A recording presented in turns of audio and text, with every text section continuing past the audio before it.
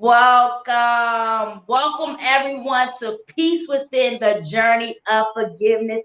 I have Shelley.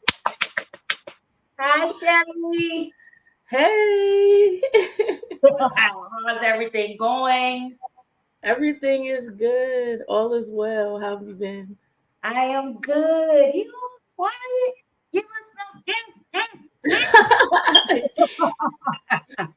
It's So, Monday. I don't got a lot of oomph right now. I'm still recuperating from the weekend. I don't blame you. So, tell us who is Shelley.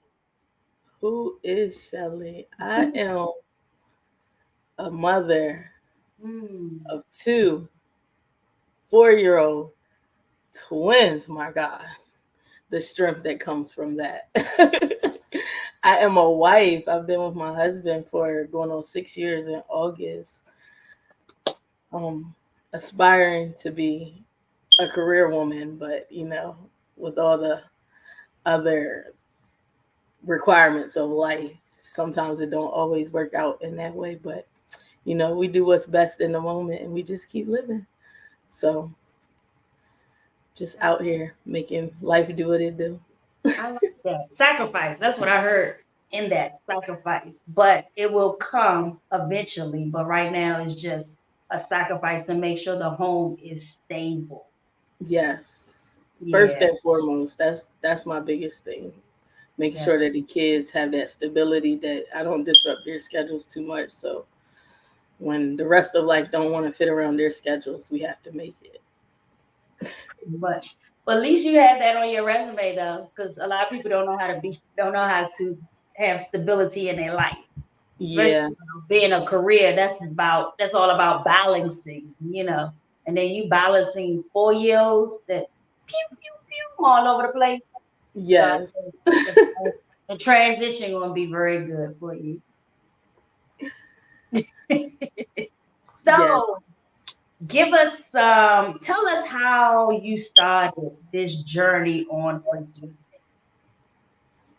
So starting the journey of forgiveness, it really starts personally.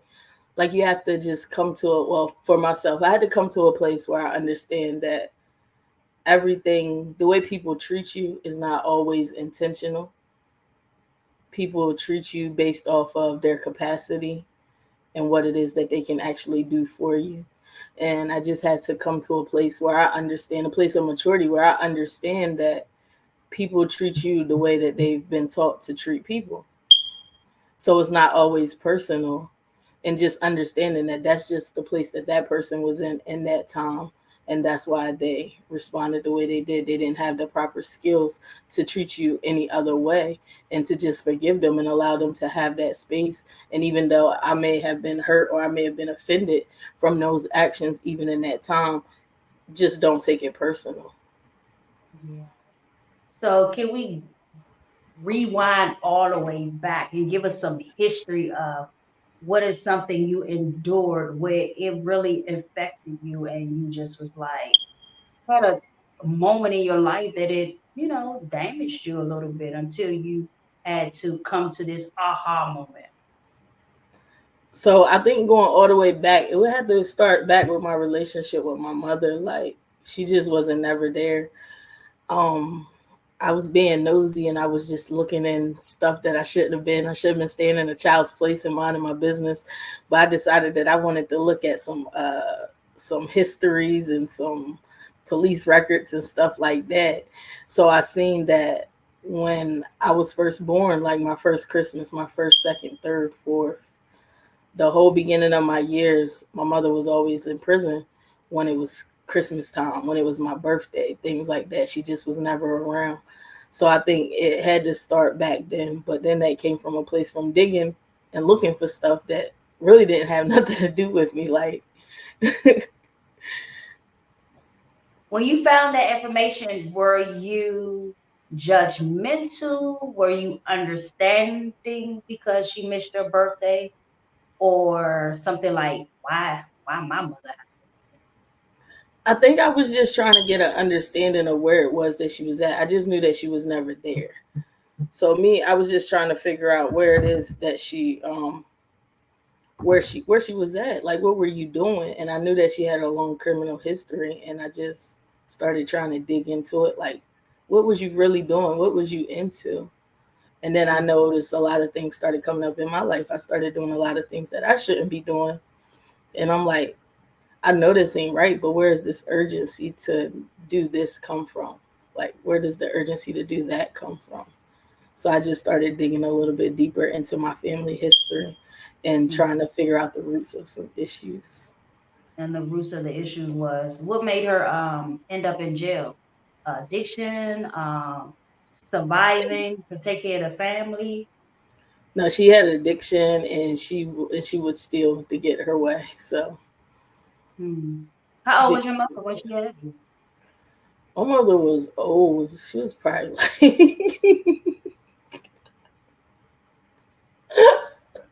my mother was older. I think she was like 30. I don't even really know for real. I know Okay. she was like it was late. It wasn't no early pregnancy. She wasn't a typical teen mom. No. My Okay. my sister's 13 years older than me, and my brother's 8 years older than me. I do know that. But my mom, she was a little aged when she had me, a little seasoned in the game. So you felt that she should have known better, basically. I mean, at that point you should have, but I don't know. Some things I still don't understand. Okay. Did you and your mom have like a heart to heart? I never have, no. No. Okay. You I just let the chips fall where they may. It just is what it is. Like I'm my own woman now. I have my yeah, own children, I have my own life, and I just stay in my own yeah. little peaceful place. Yeah. Respect that because coming from my background and my mother now, I see that she hasn't revolved. And it's like, I'm older now, and I'm about to make you laugh because I had to call my cousin and I had to repent to God. So but this is about my father. So my mother, I see things like that in my mind. I'm like, she hasn't changed. She's still the same. But at the end of the day, I gotta love her like Christ loved her and be patient. Hopefully she'll get it. If she not, I'll still love her. But I know I had to be healthy to understand and to love her in her faults. So I guess that's where we at when we mature in life and in Christ. But this is so funny. So my dad and I said, Lord, please forgive me. I was like my tone, or I don't know if he triggered me or what. So my father, he had called me, and because I just had a birthday, so he was like, "Oh, I'm sorry that I missed your birthday." So I was like, "Oh, it's okay, whatever." And then he gonna say, "Are you okay?" I just blurted out. I said, "Do you think I'm tripping?" I said, "You know how many birthdays you missed? Do you think Oh, this one birthday gonna make me feel bad?" I don't even. I think I was more upset with the tone. And I just had to pray. And I was like, God, please forgive me if I disrespected him in any kind of way. But I just wanted him to understand, like, I'm not over here crying. Matter of fact, I didn't even think nothing of it. It right. was just, you missed it, you missed it. It wasn't nothing like, oh my daddy, I'm grown now. Them days are over. So I didn't know where he was coming from. So I just was like, look, I apologize, but I'm okay. So as we get older, we still have like our little triggers, but we understand that if we offended someone, we do need to address it with that person, or also ask the Father to correct us. Or if I did something wrong, I know my tone was a little sassy because I was like, "Who are you? Like, who are you talking to right now?" So as you mature and grow in your walk of Christ, how do you make sure that you're still in good standing with God and good standing with other people and with God? First and foremost, repentance daily. Because even if I don't say something that I shouldn't have said, I might have thought something that I shouldn't have thought in the moment. I might have had enough self-control to not let it come out of my mouth, but at the same time the thought may have risen in my head. So I have to find myself repenting at least repenting for anything that I thought. And even sometimes if there's anything on the inside of me that I feel like I can be in a situation sometimes and I just begin to feel certain emotions and I'm like, why do I feel like that? And it doesn't even have to, and it really don't even be that deep. It just be something real surfacey, like, I don't know, maybe a ride somewhere or something like that, and just not being available in that moment. And then I find myself like feeling a little bit anger, like you're never there when I need you to be there. Like, and it don't even be that big, like somebody else can give me the ride or whatever the case may be. And I just have to find myself repenting and asking God to continue to cleanse me of things that are on the inside of me, because sometimes we have seeds that are buried that are in deep places that we haven't even been able to get to, and that God hasn't even been able to deep dive into to begin to clean that area. But I know that as I mature, like, God's going to continue to go deeper. He's going to continue to show me new things about myself that I'm never going to be to a place where I can say that I've arrived. It's always going to be a work in progress. So as different things come up, and as I begin to see different things about myself that are not Christ, like, I have to repent for them and have continue to ask God to heal me and for help me to deal with those places. Yeah, true that, because that's why I call it the journey, because the journey never ends. It's a continued thing over and over and over. You never know, like you said, deep dive. You never know what's gonna bring that up Yes. up out of you. And sometimes I'm grateful because it's like, oh, okay, this was in me, now it's out. Now I can make sure I know not to do it again, or I'm more aware of what was, inside of me that I didn't know was way deep down under the ground, and somebody like really plucked it out. So that is good. So you told us that you are a wife and a mother. I No, am. kids. Like, how help us? How do you? Because I know when I was young, people always talk about hit the person back, or so basically hit the person back. That's more eye for an eye. How help us and help the well, one day I'll be a mother, but help the parents to understand how important forgiveness is to teach children, especially at that early Ooh, that's heavy, especially with me having boy girl twins at the same age. Like my son, I want him to be able to stand up for himself. I don't want him to be like allow people to just do anything to him. But he's the one that just is like, oh, we're friends, we're just having fun, and he takes everything on the chin like it wasn't never intentional. And age. he just has that soft heart towards people. He just loves people, and he's always available to offer that to people. And then I'm like, but that's my boy. I need my boy to be strong. I need him to be able to stand up for himself.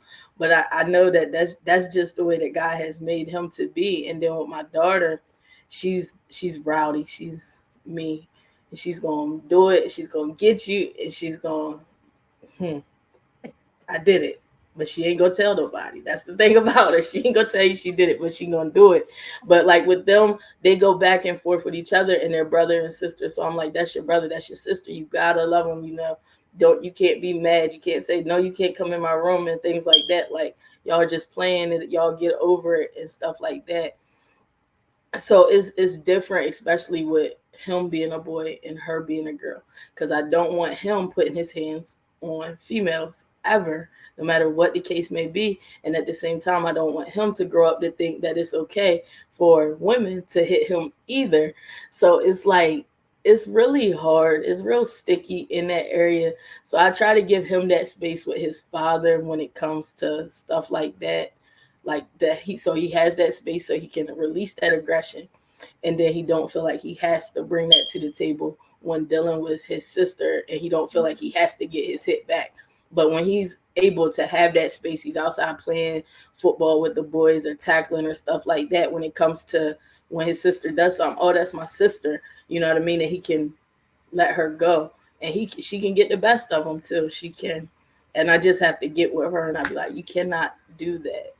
And but she has this heartstring thing that she plays on my husband so bad. She knows exactly where to go, and it's, he did this to me, and the whole world just came down. But she can do the same exact thing, and It's just crazy. It's really an experience that you have to really completely understand, and it's definitely a one day at a time, one experience at a time type thing. Like what works for this moment may not work for the next moment. Yeah. That's a good example because as they get older, it will, like you said, it will come different ways, come in depth. And that's good that your son has that kind of heart because that's a lot of men, or I'm gonna just say males in general, can have this. I don't know if it's natural, but they can have this thing where they hold it, and then all of a sudden one day it just come out like a atomic bomb. But it's good for him to have that character where it doesn't even phase him. Like he probably somebody thinking about something he's not even thinking about it. He's on to the He's next not. thing. And that is actually a good trait because Yes, it he will has be somewhere. He'll find longevity. something else to do, and he will entertain himself. He will not be stuck in that place. Oh, you don't want to play with me right now? Okay, I'll find something else to do. And then when he's ready, or when they're ready to play together, he's always available. Like, oh, let's play. That's a beautiful natural trait. That's good to not have to learn that, to not have to learn that. That is so beautiful. But that's a good thing that you do implement that into your parenting skills because I've seen a lot. And this is how we grow, we learn from our parents, you know what I'm saying? We learn from what we see, we learn from what we experience. And doing that while they're so young is very detrimental to their growth. So I commend you as a mom for even having that knowledge and that wisdom to even want to do that because we are creating the next generation. Well, you, you, not that we ain't talking about the now. You are creating the next generation, and we will want, you want them to grow up to not have to have this feeling of, yeah, I'm gonna get them back, or oh, you did that to me, like teach them Yes, to have healthy life skills. It's so crazy, but that's definitely the goal. Because yeah, we witness it, and I'm adamant that people learn from their experiences, like the where you've like if you go to different places, if you're in different atmosphere, you have different experiences, and those are the places that we learn from, whether they're good or whether they're bad. And I'm adamant about giving them healthy experiences to learn from. Like I want them to be exposed to different things that are outside of just the town that we live in. I want them to have that experience so that they know that there's more than just what you see every day. Like what you see on TV is actually achievable and it's actually attainable. But I know a lot of people, I call it a hometown mentality, where all we see and only thing that we experience is what's going on in our hometowns, and then we can't believe for anything outside of our hometowns. So whatever the local community college is or whatever the local university is, that's as far as we can see ourselves going. We dream for those businesses that are within the community that we live in. We don't never see ourselves actually being able to work for Apple or being able to work for Google or a Fortune 500 company, because that's not what we experience. Those aren't the experiences that we have. So I'm adamant about trying to give them as many experiences as I can, so that they know that it's within reach if it's something that they actually want. yeah, I thank you for that because it's necessary, and some people we have to break that mindset of some parents who don't have the mindset like you. They feel like because they couldn't do it, their children is not able to achieve it. And it's like just because you didn't do it on that, your next generation could be the one that achieve it. Like say, I want to be an actress, but it might not just be me. Something else was my purpose, but it could be our children's purpose to be that actress. That's the best example I can give you right now. I'm glad that you said that because you're not limited, giving them limits. You telling them to get out the box and stuff like that. Yes. That is so good. But it's crazy like the journey of forgiveness, kids, ourselves. It's so funny, like for me right now, I'm on another journey of forgiveness. And I pray a lot because I'm like, God, I want to stay in this house. Because it seems like the world is getting so impatient, so selfish, and we have to understand when you're working with others, and it's not even about job, like working with people at church, working with people at your job, but working people on the Mhm. outside, just going to the grocery store, just going to the store, you're around like commotion or this person in a rush. You can tell how they moving their cart and all that stuff, and you're like in your own way, you're driving, and you see this person up on your bumper, and you're like, okay, you're gonna come through my car with your car or something. This is part of the journey of forgiveness, because if I wasn't on this forgiveness journey and want to stay in the will of God and want to just have, a good connection, a relationship with God, and not make my own mess up my relationship with God, I would quickly just jump on my car and just shoot them up, bang, bang, bang. Because that's Not you know. because that's how it's feeling, because sometimes it can get so much. Like, just Yeah. you're peaceful in your own home. If you have your own home, you have your own peace, hopefully. And then you step out, now it's different stuff coming your way, different circumstances. And the journey of forgiveness is about self-control. It's about the fruits of the spirit, walking in love, goodness, patience, goodness. All those things are the fruits of the spirit. And if you're not on that journey of forgiveness and want to love people how God loved others, you will go out there and say, shoot them up, bang, bang, bang. You're not going to have a restraint and say, okay, God, how you going to use me in this situation? So help us understand, outside your family and moving into this world, once you step out your door, how do you keep centered, keep yourself centered? Oh, that's definitely real what you were saying, that backup effect, like when you stuff pile up and then you get out into the real world, and it can be a minute thing, but because so many things have begun to pile up, that's it just pulls the trigger, and now that one situation begins to release from everything that's going on. um but for me, it's prayer. That's the only answer, like a constant prayer life. I have to have that prayer life because I know from whence I came.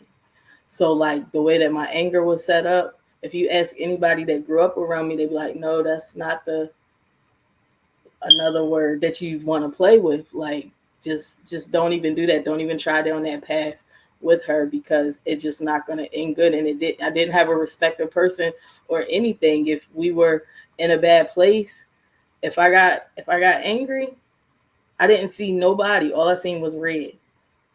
And that's where I was, and that's just where I was at. And whoever was in the path, you was just gonna get it.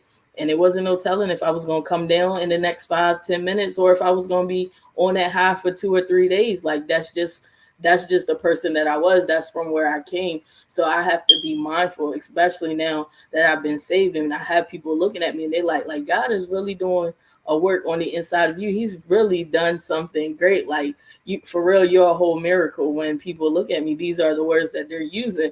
Like if God can do it for you, he can do it for anybody. And just to be able to look on me and be able to say that, I have to be mindful that now I am what my life represents him. So my response has to be like God. It has to be God's response.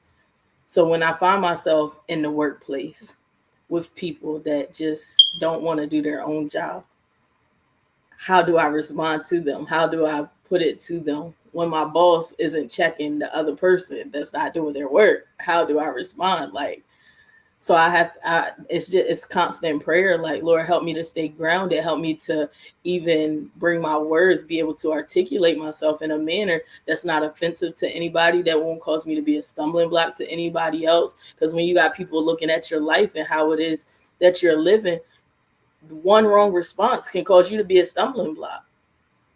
And that's the one place that I never want to find myself being. Glad you said that, because also one wrong move, also they swear up and down we're not Christians. you know. So I commend you for your testimony to show us how the transition that you had, from this bull. 'Cause that's when you said seeing red and you just go automatically. I just saw a bull when that, the flag and stuff and the bull just Yes. going, and now to this humble individual, this quiet person where you're like doing the work, because it takes a lot of work to make sure you don't rise up and allow that bull to come out of you. Can you give us some examples or some techniques you use? Also, I know you said prayer, but what are some other techniques you use to eliminate that out of you so you can stay in a peaceful place and not revert back to the old bull?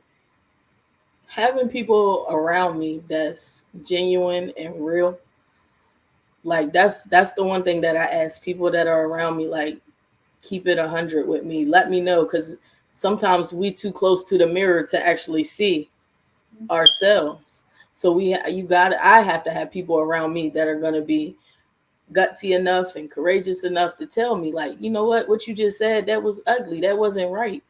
Because sometimes I may not even, because I'm looking at from where I came and I'm like, well, it wasn't that bad, so I know bad, but at the same time it still could be bad. So having a strong support circle, being surrounded by people that actually love me and will be able to tell me the truth, not just the good, the pretty truth, but the ugly truth as well. That's what helps me outside of prayer, like, and being receptive to what it is that people are saying, not taking on the spirit of offense, but being receptive to what it is that people around me are trying to say, that I know actually love me and are trying to help me to be better. Yeah. And also, excuse me, also wanting to change. When did you want, Yes. when was that moment like, you know what, I can't do this no more, or I'm going to be in jail or in the ground? I was in jail Oh, okay. and close enough to being in the ground. Okay. And also you had your moment. Yes, I had a come to Jesus moment. I was in jail. I was just out of control, completely out of control. And I don't even know what I went to jail for. That. Oh, I think I was doing some white collar crime. And the Mm, judge told me, he said, you got enough, you smart enough to get this money, then I'm not going to give you no bail. I'm not going to give you no court date. I know you smart enough that you can get the money so you can get out. So I sat there and I'm like, at this point, like, usually you go to jail, you get a bail, yeah. you get a sentence or something, you can see your end. But to just have that indefinite on the end of that sentence, it was just like it hit different. Like I don't know when this is gonna end. Like, and I'm just like, yeah, I'm doing too much right now. Like, they really trying to lock me up and throw away the key. And I was like, so I found myself in jail, and I was just so angry about the world, and I was just found myself just fighting everybody, and I found myself on my own separate block in the jail, like nobody's around me. I don't have no contact with people. So then at this point I'm detoxing off of everything, all the alcohol, all the weed that I was smoking. So now I'm coming back to oneness and wholeness within myself. And now, because I wouldn't eat the jail food. So now I'm fasting, involuntarily fasting. I'm involuntarily fasting, and all this stuff that's on the inside of me is showing up. And I had my pastor at the time, she was actually my auntie, and she would take a call. She might take like a call or two a week, and she would give me scriptures for the week. And she's like, you're gonna be okay. You're gonna figure it out. The whole time they're figuring out how to get the money to get me out. But at the same time, she's working on that spirit, man, getting me to a place where it is that I could be free from all that other stuff. So I believe that that was a divine intervention for me to actually be in jail during that time, so that I could cleanse my temple of all the impurities that I had allowed myself to get caught up into. And that's when I had my moment. And it was like, and I was angry. I hadn't came to a place where I could say, well, it's not your fault, it's not their fault, or a place where I could forgive people for the things that they had done to me. I'm like, I'm mad at you because you put me out of your house, or I'm mad at you because you didn't support me like I felt like I needed support to get through high school, or I didn't have this, or I didn't have that. I was still in that place at that time. But during that time when I went through that complete detox, and I was able to bring myself, I was able to get back into the right alignment with the Father. Once I got released from that prison, I actually relocated to Delaware from Maryland. And I didn't take anything with me. My aunt told me, she said, you can come stay with me, but you can't bring nothing with you.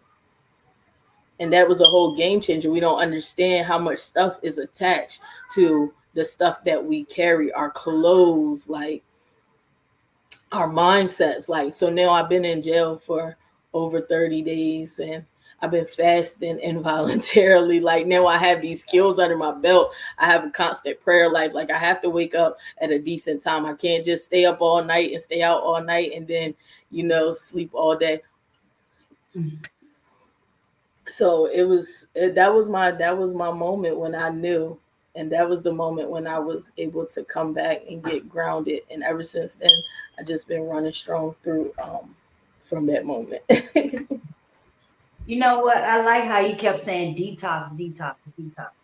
And please give some insight to the people how important detox is, because you said you had to detox yourself from alcohol and um marijuana, or not, I'm gonna just say narcotics for other people. Help Hmm. them understand how those substances really play a part in us, or you, but I'm gonna say us because I've been there. Play a part in your set of mind, the way you think and how you react to certain things. So for me, it was a coping mechanism. So I used it to cope. Like, I gotta look at y'all people every day that I feel like don't love me. I have to live this life that I don't feel like is fulfilling.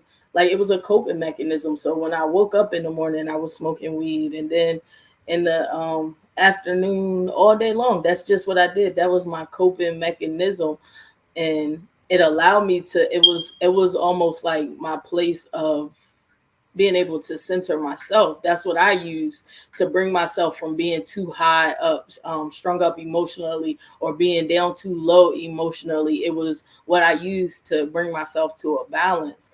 And then when I realized that it was an unnatural form of balance, like, yes, it worked, but when you come from a background with mental health issues and stuff like that, and they try different things to help to balance you out and stuff like that, and you don't want to take on those stigmas. Back then, I'm 34 right now, so back then mental health was not popular. It's not something that people were talking about.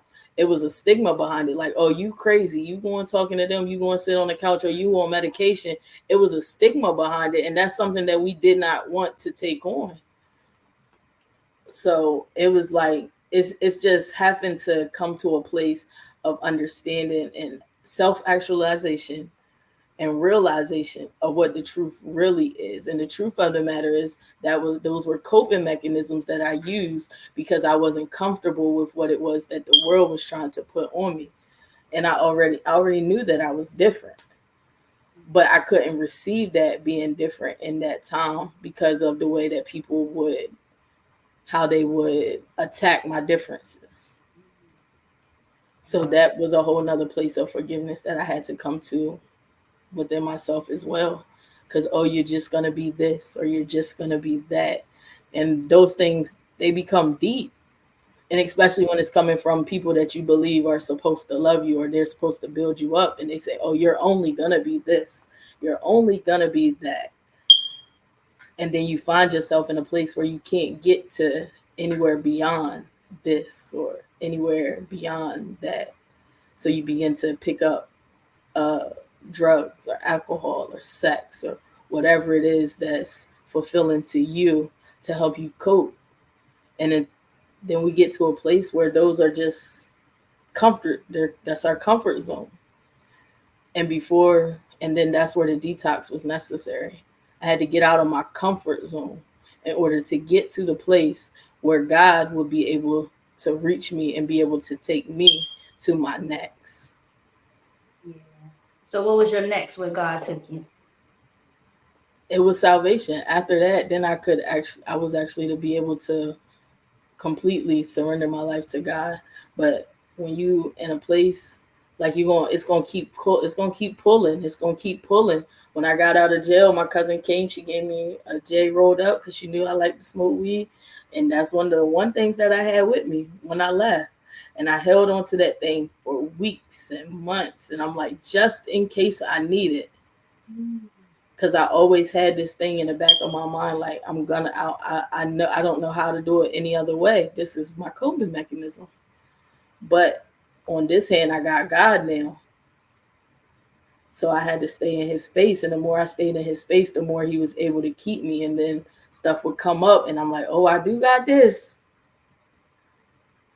But now I'm in a new experience and I got this as well. And just holding on to this relationship and realizing the things that you have to go through to be able to come out of those places that you were once in.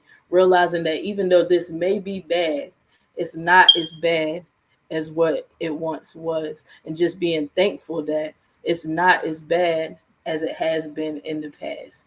Like, yeah, this is a little edgy right here. It hurts a little bit, it stings a little bit, but don't burn like that fire that I was once standing in before. And just to be able to, and that's where I find myself, and that's why I keep in place the space of gratitude to where God has allowed me to come to. Because everybody don't break out of that. They don't be able to break out of having severe depression. I had ADD, ODD, PTSD, oppositional defiance disorder, all types of things, bipolar, manic depression, all types of things they had labeled me as. And they told me, and I tell people every day, I was a bubble pack away from a check. And when I say that, because all I needed to do was go to the doctor and they give me a bubble pack of pills and they're going to write me a check because all of the diagnoses say I'm certified. But along with coming with that, you also they also take away other rights that you have. And I didn't want to forfeit my rights for a check. So that's one of the places that I was like you can't put a limit, you can't stunt my money like this, you can't stunt how I grow. Like, I just know that I'm more than what it is that people are trying to put on me and who it is that they are. So just having people just come and pour into my life and say, you know what, you are better than this, you are better than that. And then the more people pour into you, it's almost like a flower pot. It can start off as a little flower pot, right? And you pour a little bit of water in it and that flower starts to grow. And then as you start to spring forth more flowers, you start to get more water poured onto it. So now you're getting more and more water. The more water, the more flowers begin to grow, and the more people begin to admire it. And just the bigger you'll grow until you outgrow that pot, and then you have to go into a bigger pot. And that's just how I see my life. Like, the more people will pour into me, the more I will continue to grow. And I think a lot of times people are stuck because we destroy places and we destroy people because of the trash that we pour on them. So, like, if somebody continued to pour into me that I was all these negative different things, Yeah. it would continue to stunt my growth, and I would stay that little teeny person until I eventually die in that little place. Mhm. Well, I thank you, Shelley, for that because what I heard was growth. I heard of transformation. I heard detox healing. Yes. Also, when you was talking, when we first started, you gave us who you were now. But as we opened up and started talking, you gave us your past, Shelley. So now we got to know the past Shelley, and now we know the Shelley that God brought up to be. Now you're walking in your purpose, being a mom, being you're gonna have your career, being a wife, being a woman of God who came so far, who came so far and did not allow the negative environment that she was in to kill you, to destroy you, to keep you in jail. So I commend that, and I'm so grateful that you opened up and shared with us your story. Before we get off, is there any type of nugget you want to drop to the people and let them know that they can do it just as well as you can? If I had to say anything to anybody, it would just be to hold on to God, no matter what the situation looks like, no matter how hard it looks, even in the easy days, still pull on God. I believe that the old people used to say that I'm storing up my timber. And I don't really know what it means, but I think it means that like I'm praying now so that when it gets hard, Hmm. then I already have prayers in the ground, because there will be a time when we get through some days where we don't even know the words to say. So we have to take advantage of the days that are positive, and we have to pray in those times, and we have to put some seed in the ground that will be able to spring forth some fruit for the days to come. So I may not have the patience that I need in that moment. I may not have the self-control that I need in that moment, but because I'm grounded right now, I'm going to continue to pray that, Lord, keep me grounded right now. So when the day comes when I can't keep myself grounded, I'm connected enough to you that you will be able to keep me in that place. Yeah. Hold on to God. It's nothing, and there's no one else that can do it for you. Having a spouse is nice. Having children in your own family is nice, but it's nothing greater than having a relationship with God. And also tell them how important that God, how you put God into your family. Yes, to that, and that just brings everything full circle. That's a whole testimony within itself. If God is not in the midst, then it's gonna be chaos. Like, we have to give God his place. He does not want us to have anyone or anything before him. And we have to get into a relationship with him and understand who it is and how it is that he operates, and how it is that he wants us to operate as kingdom people. We can do anything that we set our minds to, as long as we keep God in the middle of it. Everything that we put our hands to will be able to thrive as long as God is in the midst of it. But if we go out here and we continue to try to do things on our own accord, I can go out here and I could try to parent all I want. I can go out here and I can try to be the best wife that I think I know how to be. But if I'm not seeking God on how to be a wife, if I'm not seeking God on how to be a parent, if I'm not seeking God on how to run my household, then it's not going to be successful, because what works for the next person may not work for the first person, may not work for the next person. And everybody got their own stories, and they all got their own solutions on this. All you need to do is this, you need to do that, and you need to do that, and everything will be okay. But only God knows every hair that's on our head. So only God knows what it's going to take for my husband to be able to reach his max potential. Only God knows what it's going to take for my children to be able to reach their max potential. Only God knows what it's going to take for my house to continue to run and flow the way that he has called us to as a family unit. Yeah. Wow. I appreciate that. That was a good nugget to drop. Because you also give insight to people like myself who doesn't have children, who's not married at the present time, to understand, how is it, well, I know, but people who do not have a relationship with God, and this is very important. And this is why God put it on my heart to have the show so people can know the different stories and how God is moving differently in everybody's life. But at the end of the day, we have the same testimony. God did it. God brought us Yes. out. God healed us. God delivered us. I couldn't do it without God. But everybody's test or everybody's circumstances can be a little different. And it's how long you gonna allow yourself not to trust God. So that means if you're not allowing God, if you're not trusting God, how long you gonna, like you said, be in a place of anger, be in a place of turmoil, being in a place of almost putting yourself in jail, putting yourself in a what is it called, an institution. How long? So this is so important. I'm so glad you shared your testimony so they can see if they stop what they're doing and trust God, you will see that you will get a new level of life, a new level of freedom, a new level of healthiness. So I appreciate your testimony. I appreciate you. Be all they can Thank do. you. Thank you for opening up and being transparent with us. And I appreciate you. And may God continue to bless you May you soar to higher heights where I'm like, hey, don't leave me. So thank you everyone for watching.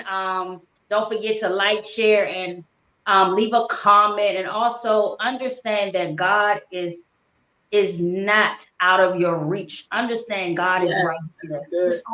God is not out of your reach. God is right here. Just open your heart. This is the doorway to God. Allow God to come in. If you don't know what to say, just say, God, here I am. Here I am. And God ask for forgiveness, and God will start ministering to you. God will start delivering you from the things that's not like God, and you can start moving in a healthy way of forgiveness, and your journey will never stop. God is always with you, and God will always walk with you. So hey, you guys have a good one. Shelley, thank you again. Yes, thank you for having me.